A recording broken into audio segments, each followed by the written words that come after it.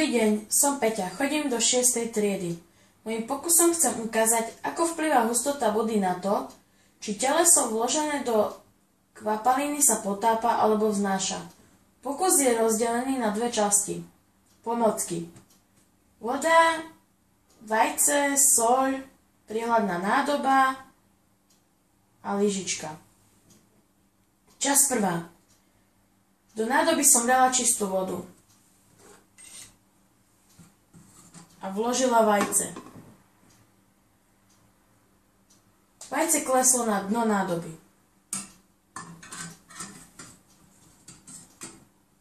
Časť druhá. Do vody v nádobe pridám 7 lyžic soli.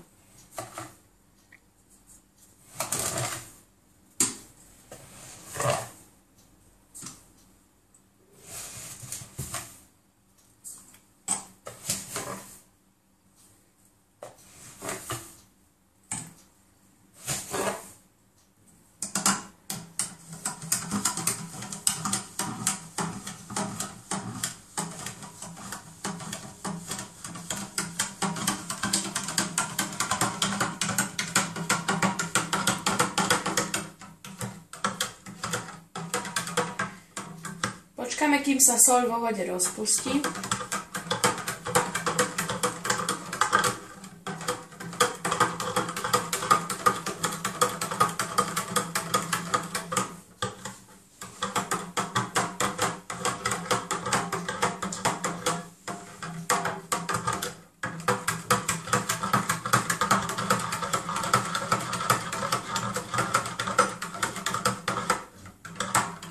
Po rozpustení soli vo vode tam vložíme vajce.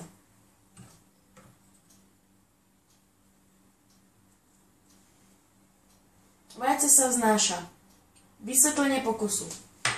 Slaná voda má väčšiu hustotu ako bežná pitná voda. Z toho dôvodu v slanej vode sa vajce vznášalo a v čistej pitnej vode sa vajce potopilo. Ďakujem za pozornosť.